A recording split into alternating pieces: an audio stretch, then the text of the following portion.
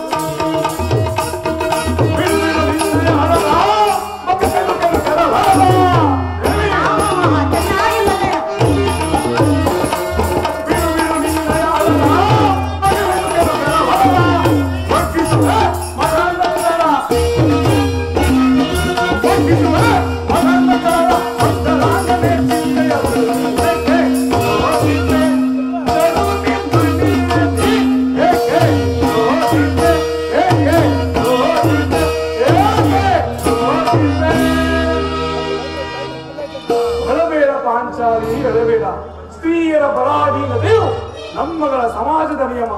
ಅದು ಅಲ್ಲದೆ ಭಗವಾನ್ ಸ್ವರೂಪಿಗಳಾದ ಋಷಿಗಳಾಗಲಿ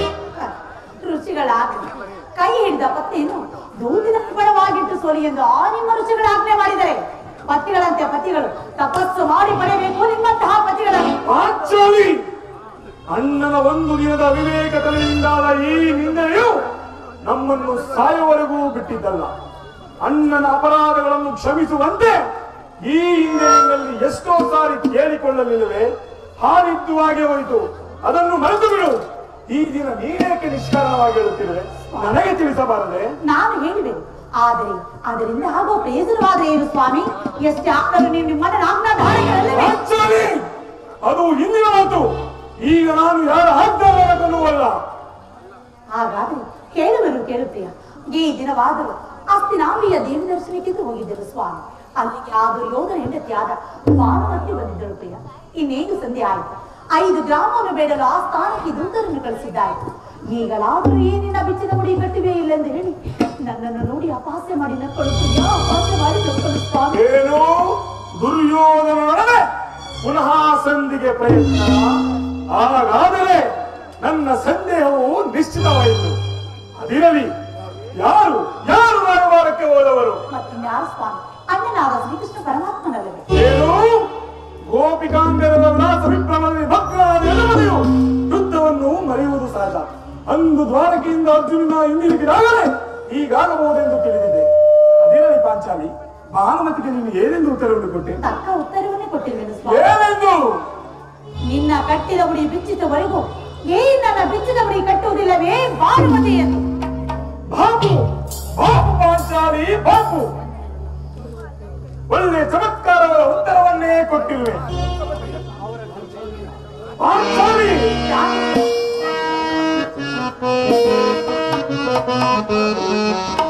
ಜಾನೆ ಮುತ್ತಾಡುವೆನು ಬಾವೆ,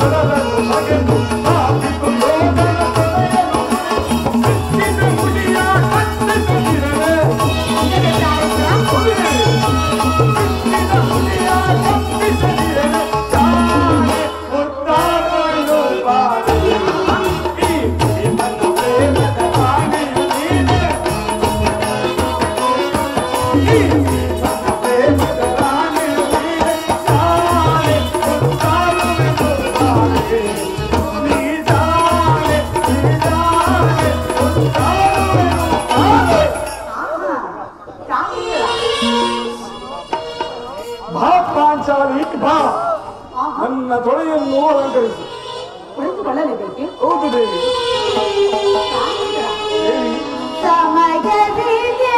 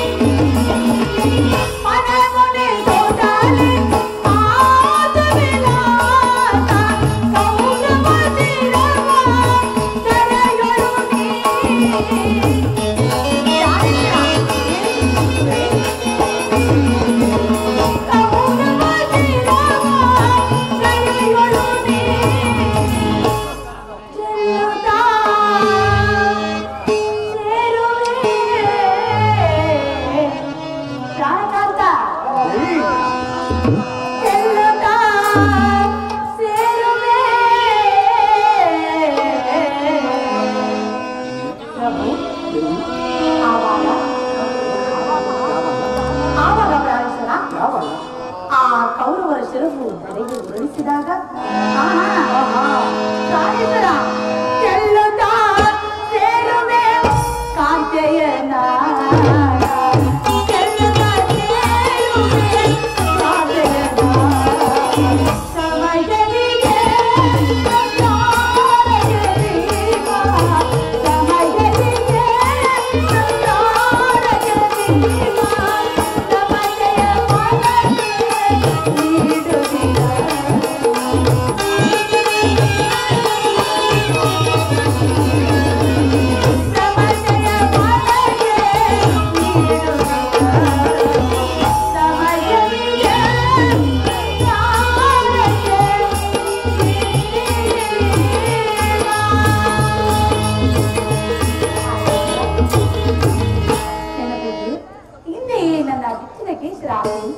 ಕುರುಕುಲ ಅಂತ ಕಾಲರಾತ್ರಿ ಸಂಭವಿಸಿದೆ.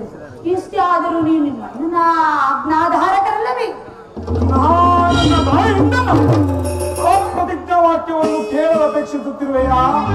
ಮಾಡಿದ ಪ್ರತಿಜ್ಞೆಯನ್ನು ಮರೆಯುವಂತ ಹೇಳಿಯಲ್ಲ ಈ ಭೀಮಸೇನನು. ಅಯ್ಯೋ ಪ್ರಾಣೇಶ್ವರ, ದುರ್ಲಕವು ಅವರನ್ನು ಮರಣಗೊಳಿಸದೆ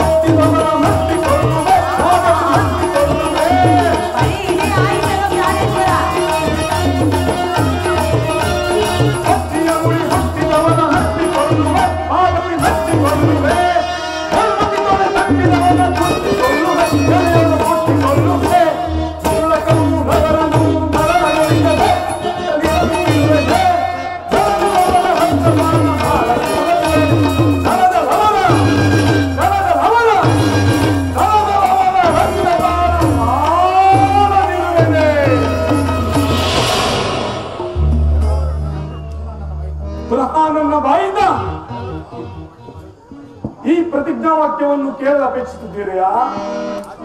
ಪಾಂಚಾಲಿ ಮಾಡಿದ ಪ್ರತಿಜ್ಞೆಯನ್ನು ಮರೆಯುವಂತ ಏನಿಯಲ್ಲ ಈ ಭೀಮಸೇನನು. ಪ್ರಾಣಿಸ್ತ್ರ ಕೇಳುವುದಷ್ಟೇ ಅಲ್ಲ, ಹೇಳಿದಂತೆ ನಡೆದುಕೊಳ್ಳಬೇಕೆಂಬುದೇ ನನ್ನ ಇಚ್ಛೆ ಕೂಡ. ಆದರೆ ನನ್ನ ಆಜ್ಞಾಧಾರಕರಲ್ಲವೇ ನೀವು? ಅದು ಹಿಂದಿನ ಮಾತು. ಈಗ ನಾನು ಯಾರ ಆಜ್ಞಾಧಾರಕನ್ನುವಲ್ಲ. ನನ್ನನ್ನು ಕೆಳಚಬೇಡ ಪಾಂಚಾಲಿ. ಶಾಂತಿಯನ್ನು ಬಯಸುವವರು ಸಂಧ್ಯಾ ಪ್ರಸ್ತಾಪದಲ್ಲಿ ತೊಡಗಲಿ. ನಾನು ಆತುರದಿಂದ ಈ ಯುದ್ಧವನ್ನೇ ನಿರೀಕ್ಷಿಸುತ್ತಿರುವೆನು. ಧರ್ಮಪಾರಾಯಣದ ಯುಧಿಷ್ಠಿರನು ದುರ್ಯೋಧನ ಅನಂತ ಅಪರಾಧಗಳನ್ನು ಕ್ಷಮಿಸಬಹುದು, ಆದರೆ ಈ ಭೀಮಸೇನನು ಕ್ಷಮಿಸುವುದಿಲ್ಲ, ಕ್ಷಮಿಸಲಾರ.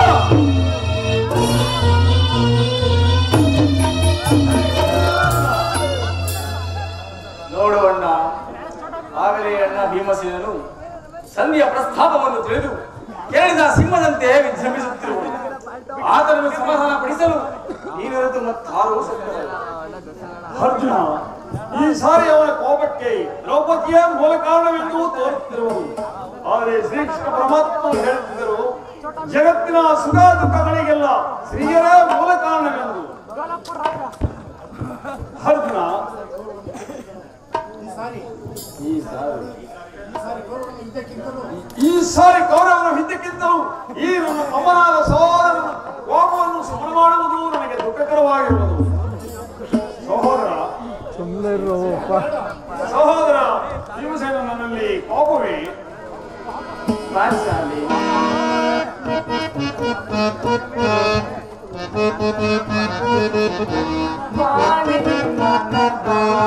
ವೇದನೆ ನೀಡಿಸೆ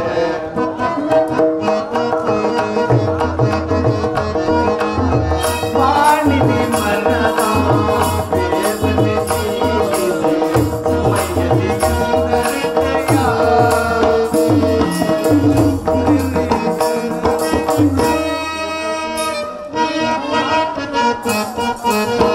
ವಾಣಿನಿ ಮನದ ವೇದನೆ ನೀಡಿಸೆ ಸಮಯದಿ ಸುಂದರಿತೆಯ ತನುನಿ ಎನಗೆ ಇದು ಗುಣವು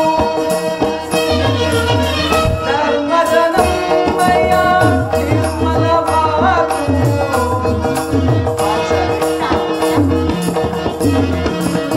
ಧರ್ಮಜನಮಯ ನಿರ್ಮಲವಾದು ತಿರುವುದನ್ನು ಸೀತಾ ಪರೀಕ್ಷಿಸದೆ ನುಡಿಯ.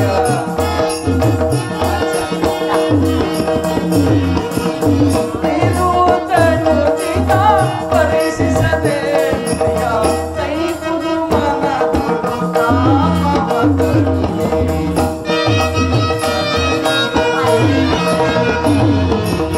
ಸೈಪುದು ಮನದುಡು ತಾಪವತರುಣಿ. ನಮ್ಮದಿಂದ ಘನ ಕಾರ್ಯವ ಸಾಧಿಸಿ ಕೋಮಲಹೃದಯ ತೊರಗಲು ಸರಿಯೇ.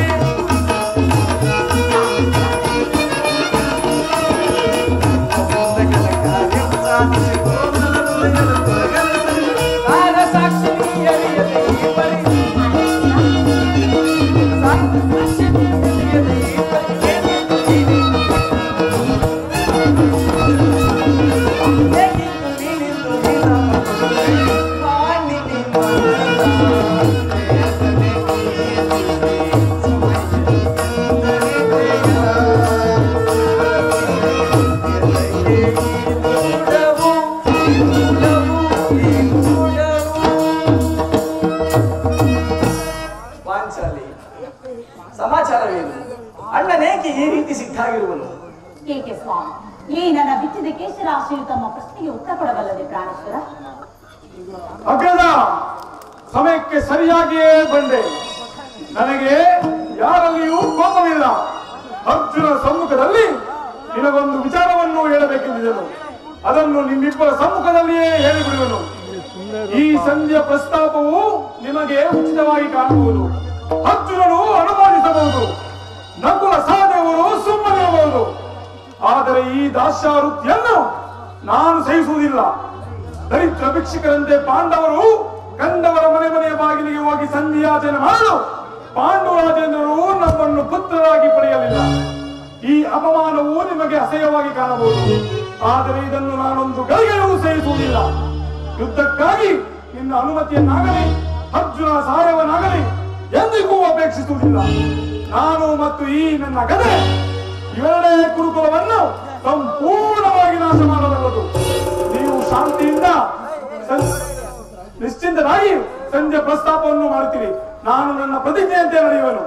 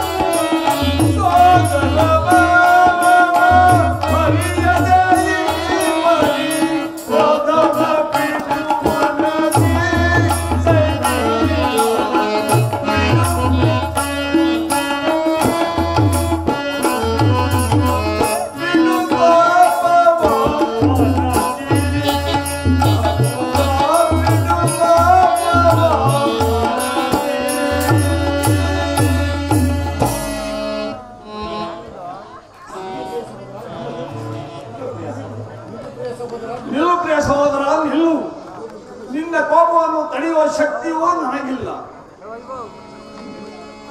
ಕೋಪ ಮಾಡಬೇಡ. ಧರ್ಮರಾಜೇಂದ್ರನು ನನಗಿಂತಲೂ ಹಿರಿಯವರು. ಆತನ ಇಷ್ಟಕ್ಕೆ ವಿರುದ್ಧವಾಗಿ ಯುದ್ಧವನ್ನು ಪ್ರಾರಂಭಿಸುವುದು ಅನುಚಿತ. ಇದಕ್ಕೆ ಹೇಳ ಪಾಂಚಾಲಿ.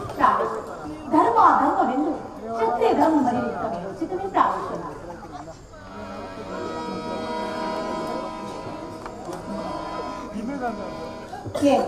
ಏನಿ ಕೋಲಾಹಲ? ಅರ್ಜುನ, ನಾನಿನ್ನು ಹೊರಡುವೆನು. ಈ ಸಂಧ್ಯಾ ಫಲಾಫಲಗಳನ್ನು ಕೇಳುವುದರಿಂದ ನನಗೆ ಯಾವ ಪ್ರಯೋಜನವೂ ಇಲ್ಲ. ನಿಮ್ಮ ಅಪೌಷಧ ವರ್ತನೆಯ ಪುರಸ್ಕಾರವೂ ನಿಮಗಿರಲಿ. ನನ್ನ ಪ್ರತಿಜ್ಞೆಯಂತೆ ನಡೆಯುವ ಸ್ವಾತಂತ್ರ್ಯ ಮಾತ್ರ ನನಗಿರಲಿ. ಶಾಂತರ ಸಂಧಿಯ ಪ್ರಸ್ತಾಪವನ್ನು ಕೇಳಿದ ನಂತರ ಗಮನ ಬಂದಂತೆ ಮಾಡಿಕೊಳ್ಳುತ್ತೇನೆ.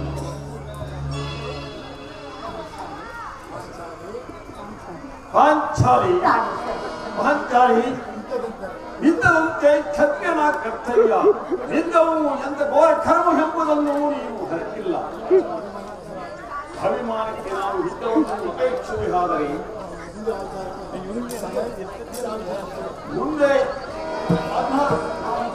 ಆ ವಿಚಾರಕ್ಕಾಗಿ ನಾವು ದುಃಖಿಸಬೇಕಾಗುವುದು. ಆದ್ದರಿಂದ ಶಕ್ತಿಯನ್ನು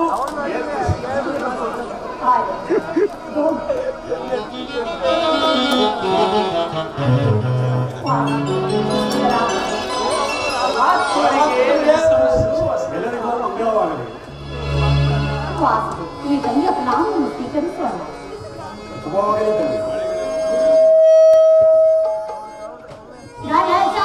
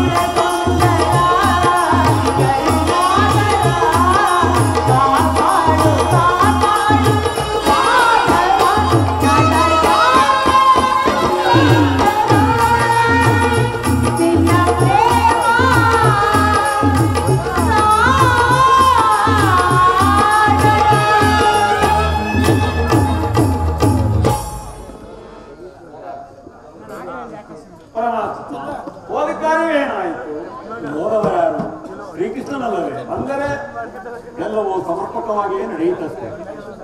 ಭೀಷ್ಮ ದ್ರೋಣಾದಿಗಳು ನನ್ನನ್ನು ನೋಡಿ ಬಹುವಿಧವಾಗಿ ಸನ್ಮಾನಿಸಿದರು. ಸ್ವತಃ ಧೃತರಾಷ್ಟ್ರನ ರಾಜ್ಯಸಭೆಯಲ್ಲಿ ಸ್ವಾಗತಿಸಿ ವಿಧ ವಿಧವಾಗಿಯೂ ಪ್ರಚರಿಸಿದರು. ಸಂಧಿ ವಿಚಾರವೂ ನಡೆಯಿತು. ಪಾಂಚಾಲಿ ನಾನಿನ್ನು ಹೊರಡುವೆನು. ನಾನಿಲ್ಲಿರಲು ಸಾಧ್ಯವಿಲ್ಲ. ಅವರ ಇಚ್ಛೆಯಂತೆಯೇ ಹೊರಡುವೆ. ನನ್ನ ಪ್ರತಿಜ್ಞೆಯಂತೆ ನಾನು ನಡೆಯುವೆನು. ಶಾಂತರಾಮ ಸ್ವಾಮಿ, ಅಣ್ಣನ ಮಾತು ಮುಗಿಯಲು ನಂತರ ನಿನ್ನ ಮನವನ್ನುಂಟು ಮಾಡಿಕೊಳ್ಳಿ. ನಿಮ್ಮಣ್ಣನ ಮಾತು ಮುಗಿಯುವುದರಲ್ಲಿ ನನ್ನ ತಾಳ್ಮೆಯೇ ಮುಗಿದು ಹೋಗುವುದು. ಯದುಪತಿ, ಸಭೆಯಲ್ಲಿ ಏನೇನು ನಡೆಯಿತು? ಎಲ್ಲವೂ ತಕ್ಕ ರೀತಿಯಲ್ಲೇ ನಾನು ನಿರೀಕ್ಷೆಯಂತೆಯೇ ನಡೆಯಿತು. ನಾನಿನ್ನು ತಡೆಯಲಾರೆನು ಕುಡಿಪತಿ. ಅಗ್ರಜನ ಅಪೇಕ್ಷೆಯಂತೆ ಈ ಸಮಸ್ಯೆಯ ಮಾತುಗಳು ನನಗೆ ಬೇಡ. ಅಗ್ರಜನ ಅಪೇಕ್ಷೆಯಂತೆ 5 ಗ್ರಾಮಗಳಿಗೆ ಸಂಧಿ ಆಗಿದೆ. ನಾನು ಹೋಗಿದ್ದಾದರೂ ಅದಕ್ಕಾಗಿಯೇ ಭೀಮಸೇನ. ಕೃಷ್ಣ, ಈಗ ತಿಳಿಯಿತು ನಿನ್ನ ಅಭಿಮತ. ಹಿಂದೆ ಅಜ್ಞಾತವಾಸನ ಪದವಿ ಅರ್ಜುನನು ಬರಗಳನ್ನು ತೊಟ್ಟನು. ಈಗ ಈ ಸಂಧಿಯ ಪ್ರಸ್ತಾಪದಲ್ಲಿ ನಮ್ಮೈವರಿಗೂ ಸೀರೆಯನ್ನು ಉಡಿಸಲು ಮಾತನಾಡಿಸುತ್ತಿರುವೆಯಾ? ಯಾದವಾಗ್ರಣಿ, ಏಕಯ್ಯ, ನಿನಗೇಕಯ್ಯ ಈ ಪಾಂಡು ಪುತ್ರರ ಮೇಲೆ ಇಷ್ಟೊಂದು ಆಕ್ರೋಶ? ಭೀಮಸೇನ, ನಿನಗೇಕೆ ಇಷ್ಟೊಂದು ಅವಸರ? ಸಮಾಧಾನ ತಂದುಕೊಂಡು ನನ್ನ ಮಾತನ್ನು ಪೂರ್ಣವಾಗಿ ಕೇಳು. ಇದು ನಿನಗೆ ಹೆಚ್ಚಿಗೆ ಸಂಬಂಧಿಸಿದ ವಿಷಯವೆಂದು ಹೇಳಲಿಲ್ಲವೇ? ಈ ಸ್ವಾಭಿಮಾನ ಶೂನ್ಯವಾದ ಸಂಧಾನದೊಡನೆ ಈ ಪ್ರಚಂಡ ಭೀಮನಿಗೆ ಅದೆಂತಹ ಸಂಬಂಧ ಇರುವುದು? ಅತ್ಯಂತ ನಿಕಟವಾದ ಸಂಬಂಧವಿರುವುದು ಭೀಮಸೇನ. ಪರಮಾತ್ಮ ಧರ್ಮನಂದನ ರಾಜ್ಯಸಭೆಯಲ್ಲಿ ನಿಮ್ಮ ಸಂದೇಶವನ್ನು ತಿಳಿಸಿದರು. ಅವರೆಲ್ಲರೂ ಒಪ್ಪಿದರು. ಯಾರು ಯಾರು ಒಪ್ಪಿದರಲ್ಲ? ಭೀಷ್ಮ, ದ್ರೋಣ, ಧೃತರಾಷ್ಟ್ರ ಮುಂತಾದವರು ಒಪ್ಪಿದರು. ಆ ದುರ್ಯೋಧನ ಅವನು ಒಪ್ಪಿದನು. ಇನ್ನು ನನಗೆ ಕೆಲಸವಿಲ್ಲ. ಈ ದುರ್ವಾರ್ತೆಯನ್ನು ಕೇಳಬೇಕೆಂದು ನಿನ್ನ ಇಚ್ಛೆ ಆಯಿತು. ಸಾಧಿಸಿದೆ. ಅದನ್ನು ಚೆನ್ನಾಗಿಯೇ ಸಾಧಿಸಿದೆ. ಸಾಧಿಸು, ಚೆನ್ನಾಗಿಯೇ ಸಾಧಿಸು. ಸಹೋದರರೇ, ನಾನಿನ್ನು ಹೊರಡುವೆನು. ನಿಮ್ಮ ಪೌರುಷದ ಒತ್ತನೆಯ ಪುರಸ್ಕಾರವನ್ನು ನೀವೇ ಪೂಜಿಸಿರಿ. ಅದರಲ್ಲಿ ಈ ಭೀಮಸೇನನು ಯಾವ ಭಾಗವನ್ನು ಅಪೇಕ್ಷಿಸುವುದಿಲ್ಲ. ಯಾಜ್ಞಸೇನಿ, ನೀನು ನಿರಾಶರಾಗಬೇಡ. ಈ ಭೀಮನು ಬದುಕಿದ್ದರೆ ನಿನ್ನ ಸೇಡನ್ನು ತೀರಿಸುವೆನು. ನಿಲ್ಲು ಭೀಮ, ನಿಲ್ಲು. ನೀನು ನಿಜವಾಗಿ ಇಡಂಬಾಪತಿಯ ಸರಿ. ನಿನಗೆ ಇಷ್ಟೊಂದು ಕೋಪ ಎಲ್ಲಿಂದ? ಇಲ್ಲದಿದ್ದರೆ ಇಡಂಬಿಯಾದ ರಕ್ಕಸೇನ ಆಳಲು ಹೇಗೆ ತಾನೇ ಸಾಧ್ಯ? ಸ್ವಲ್ಪ ಸಮಾಧಾನ ತಂದುಕೊಂಡು ನನ್ನ ಮಾತನ್ನು ಪೂರ್ಣವಾಗಿ ಕೇಳು. ದುರ್ಯೋಧನನು ನಿನಗೊಂದು ಸಂದೇಶವನ್ನು ಕಳಿಸಿರುವನು. ದುರ್ಯೋಧನ ಸಂದೇಶ? ಆದರೆ ಅದರ ಉದ್ದೇಶ ಸಂಧ್ಯರ ತಾನೆ. ಹೇಳು ಕೃಷ್ಣ, ಹೇಳು. ಅದನ್ನು ಕೇಳುವ ಮೊದಲು ನೀನು ನನ್ನ ಬಳಿ ಕೈಕಟ್ಟಿ ಕುಳಿತುಕೊಳ್ಳಬೇಕು. ಕೃಷ್ಣ, ಇಲ್ಲ, ನಿಂತಲ್ಲಿಯೇ ಹೇಳಿಬಿಡು. ಕುಳಿತುಕೊಳ್ಳದ ಹೊರತು ನಾನೇನನ್ನೂ ಹೇಳುವುದಿಲ್ಲ. ಕೃಷ್ಣ, ಈ ಪರಿಹಾಸ್ಯ ಬೇಕೆ? ನಿನ್ನನ್ನು ಕಂಡರೆ ನನಗೆ ಅಷ್ಟೊಂದು ಭಯ ಉಂಟು ಭೀಮ.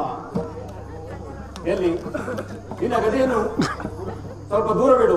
ನನ್ನ ಪಾರ್ಶ್ವದಲ್ಲಿ ಹೀಗೆ ಕುಳಿತುಕೋ. ಈಗ ಆಗ ನಿನಗೆ ಪ್ರಿಯವಾದ ಸಂದೇಶವನ್ನು ತಿಳಿಸಿದನು.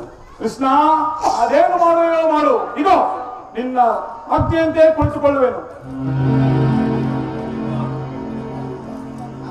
ಭೀಮ, ನೀನು ಕೋಪ ಮಾಡುವುದರಷ್ಟ ತಾನೆ?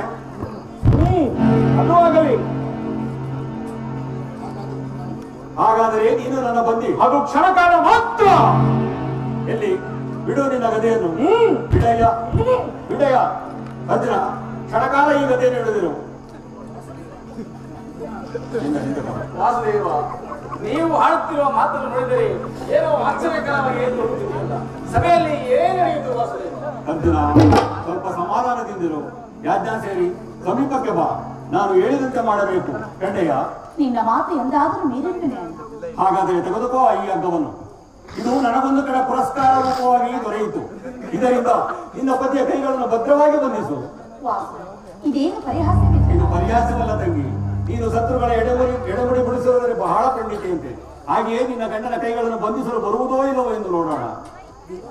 ಭೀಮ, ನಿನಗೆ ದುರ್ಯೋಧನ ಸಂದೇಶವನ್ನು ಕೇಳುವ ಇಚ್ಛೆ ಇದ್ದರೆ ಯಾಜ್ಞ ಸೇವಿ, ಶ್ರೀಕೃಷ್ಣನು ಹೇಳಿದಂತೆ ನನ್ನ ಕರಗಳನ್ನು ಬಂಧಿಸು.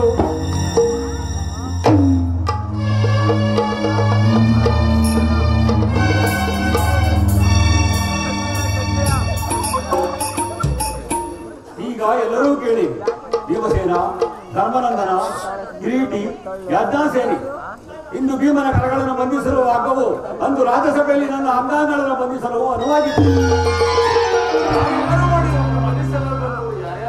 ಇನ್ಯಾರು?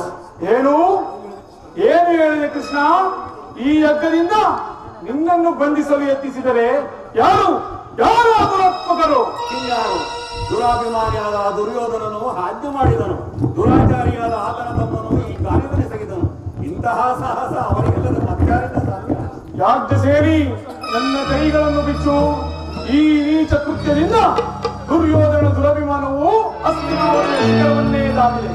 ನಮ್ಮ ಪ್ರಿಯ ಬಂಧುವಾದ ಕೃಷ್ಣನನ್ನು, ಯಾದವಾಗ್ರಣಿಯನ್ನು, ಪಾಂಡವರ ರಾಯಭಾರಿಯನ್ನು ಆ ಕುನ್ನಿ ಕೌರವರು ಈ ರೀತಿ ಅಪಮಾನ ಪಡಿಸಿದರೆ ಅಗ್ರಜ, ಧನಂಜಯ, ಇದಕ್ಕೆ ನಿಮ್ಮ ಉತ್ತರ?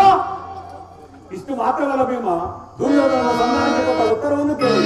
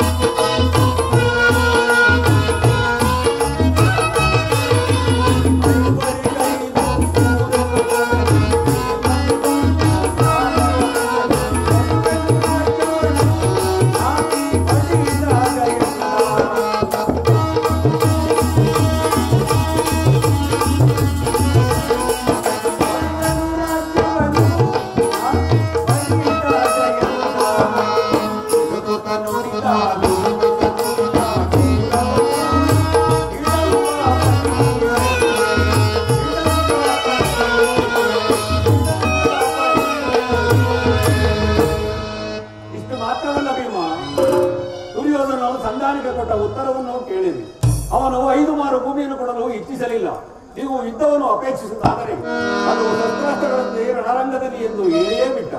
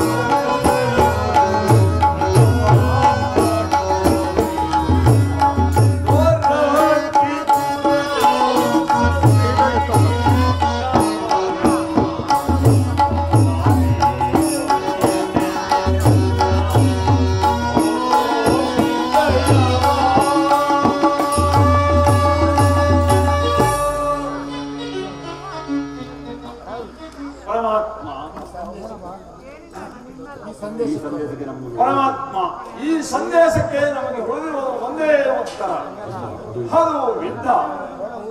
ನಾನು ಯುದ್ಧವನ್ನು ನನ್ನ ಪ್ರಯತ್ನ ವಿಫಲವಾಗಿ ಮಾಡಿ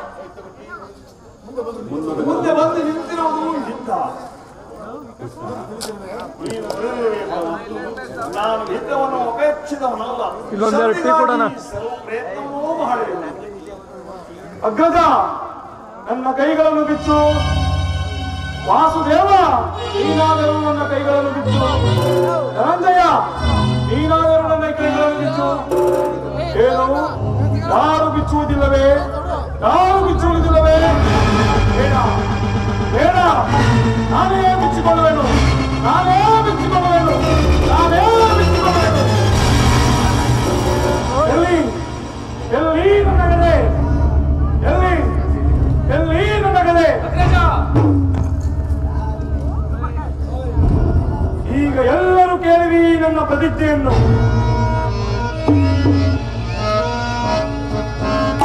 ದುರದೋ ದುರ್ಯೋಧನ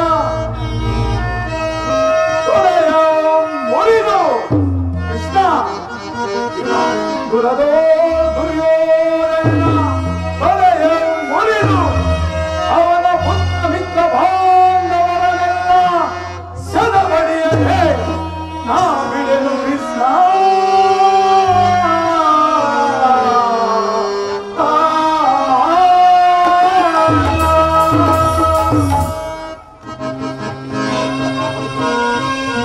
ದುರುಳ ದುಶ್ಯಾಸನ ಹೊರಲ ಬಯಲು ಕೃಷ್ಣ,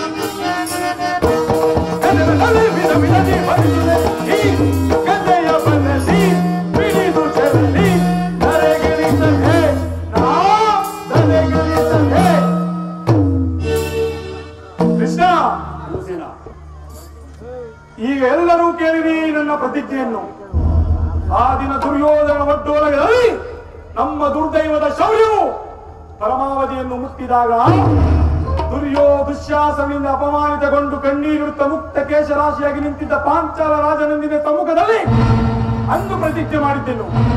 ಇಂದು ಯುದ್ಧ ಸನ್ನದ್ಧವಾಗುವ ಮುನ್ನ ಪುನಃ ಅದೇ ಪ್ರತಿಜ್ಞೆ ಮಾಡುವೆನು.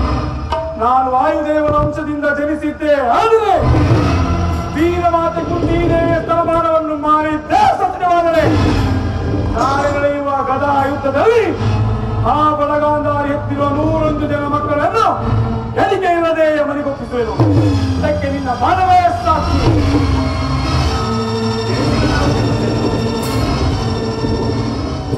ವಾಸುದೇವ, ಇನ್ನು ತಡಬೇಕೆ? ನೀನು ನನ್ನ ಕುಳಿತು ಚದುರಂಗವಾದ ದುರ್ಗವನ್ನು ಸಾಗಿಸಿ, ನಾನು ಕರದಲ್ಲಿ ಗಾಂಡಿಯವನ್ನು ಧರಿಸಿ ಯುದ್ಧ ಮಾಡುವೆನು. ಆಗ ನನ್ನ ಪರಾಕ್ರಮವೇನೆಂಬುದನ್ನು ಆ ಕೌರವರೇ ತಿಳಿದುಕೊಳ್ಳಲಿ. ನಡೆಯ ವಾಸುದೇವ. ನಡೆ, ನಾವಿಂದು ರಣಭೂಮಿಗೆ ಹೋಗೋಣ.